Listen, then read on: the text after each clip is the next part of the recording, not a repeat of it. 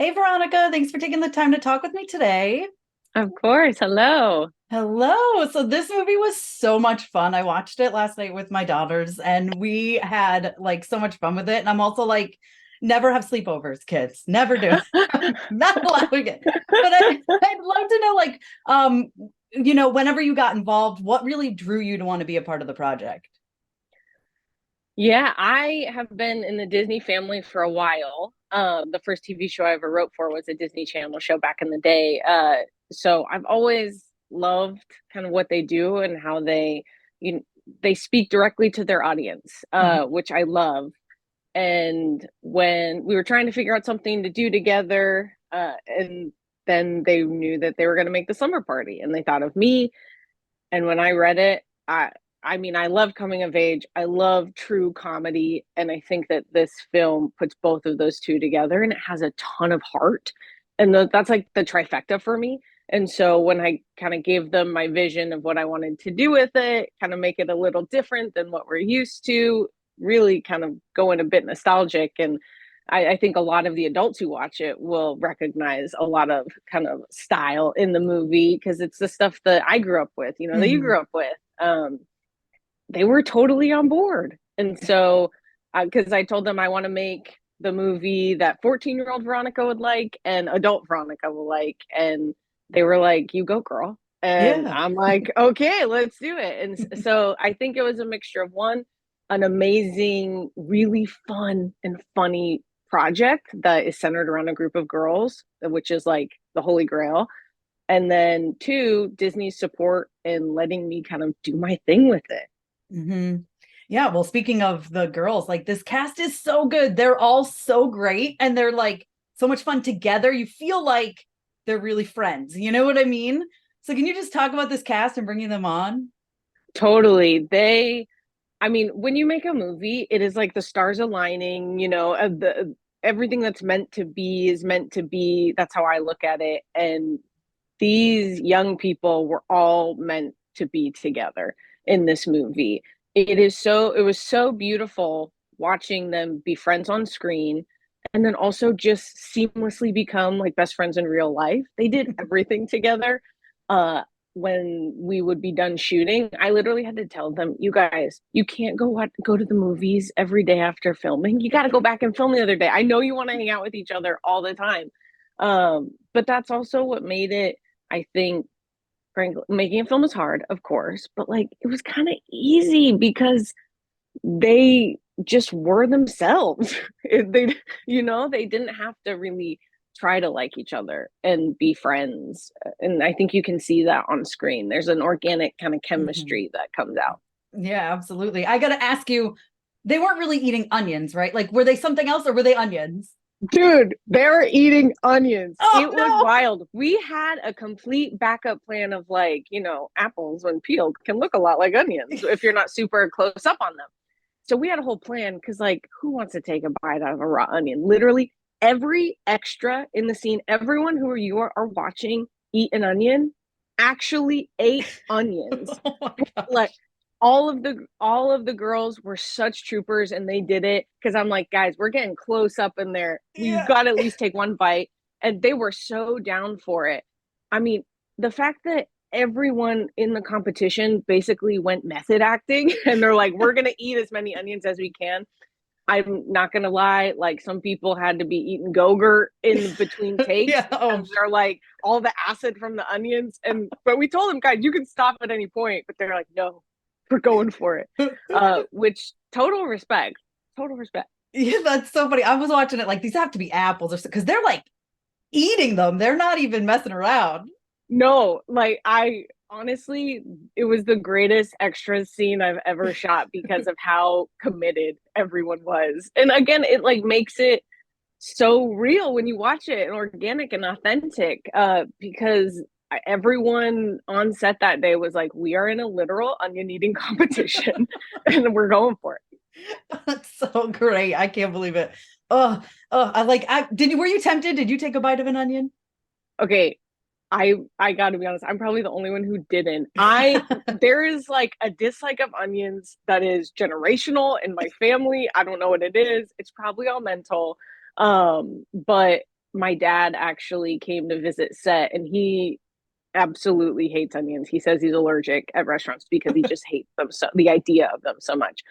And then the day he visited set was at the Chattahoochee Onion Festival day, and I made him wear an onion t-shirt. He had an onion hat on.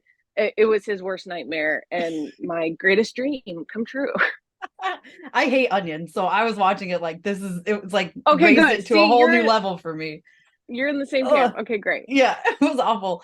And then there's some stunts here too. Did the girls do a lot of their own stuff, like when Darby's like flying through the air and stuff? That girl did her own stunts. She went on that huge contraption stunt machine thing. Thank you to Jennifer Badger, who is like the greatest stunts coordinator ever.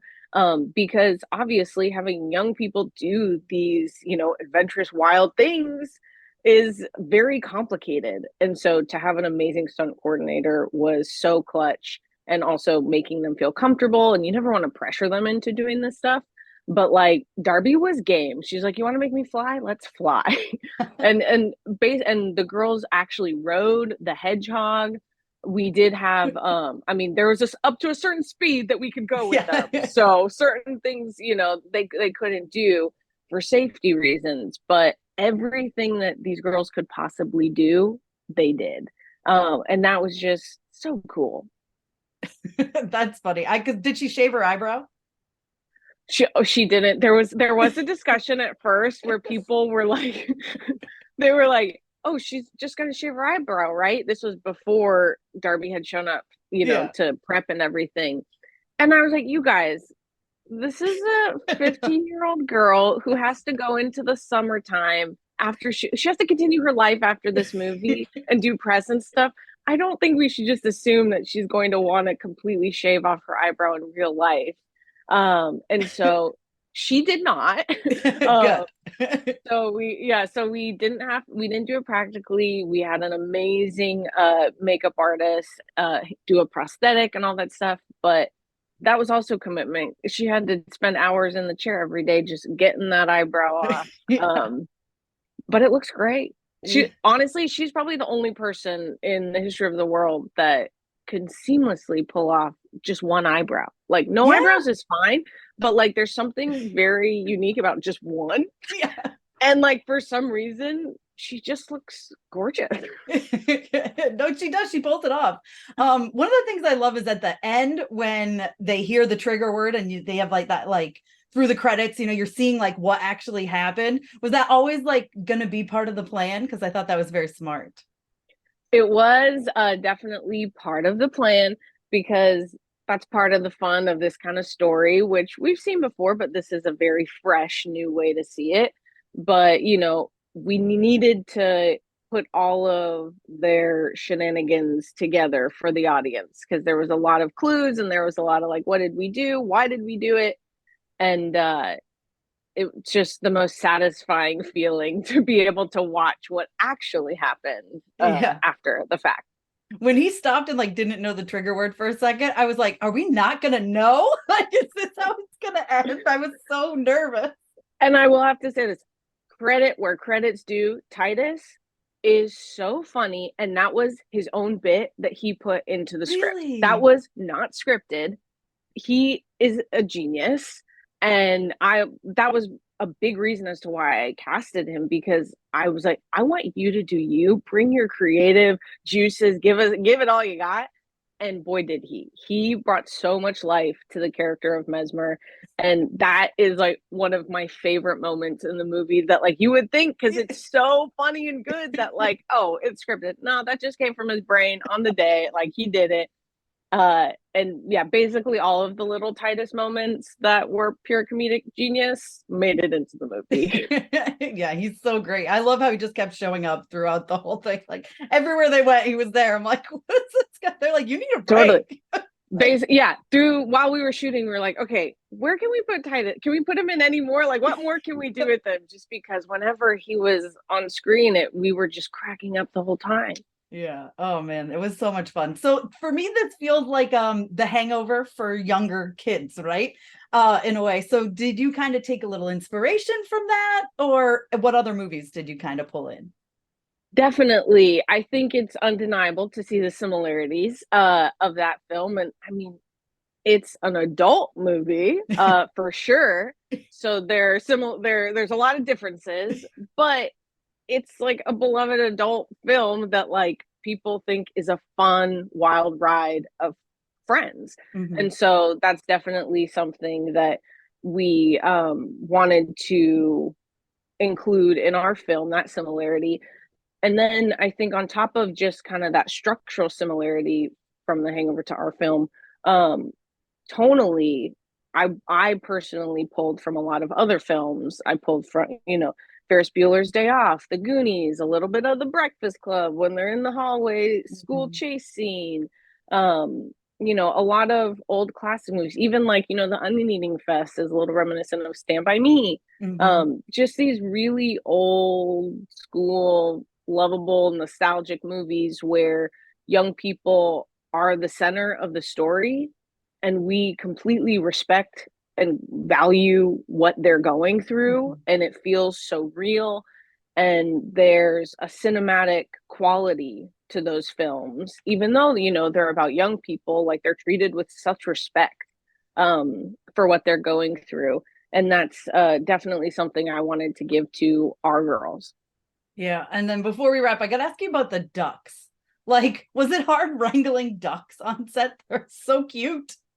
Dude, there's no real way to direct a duckling. Yeah. You kind of just gotta let a duckling be a duckling and put the camera in the right place at the right time. But honestly, they were so good. The performances the ducklings gave us are Oscar worthy. Um, the hardest scene by far was shooting a scene where there are a lot of baby ducks because it the funny thing was you would think that they would be all over the place and Yeah. wild, but they're actually not. They travel in packs.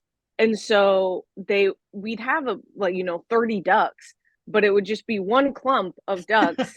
And so the hardest part wasn't wrangling them because they all stayed together anyway. It was actually about trying to get them to look dispersed and like wild and crazy. That's Um, funny. and I think the amount of times that they pooped in someone's hand and we had to stop shooting because, of course, these girls, there's duck poop and pee in their hands. It's the world's over. The world's over. There's duck poop and pee in our hands. That happened probably about 5 or 6 times.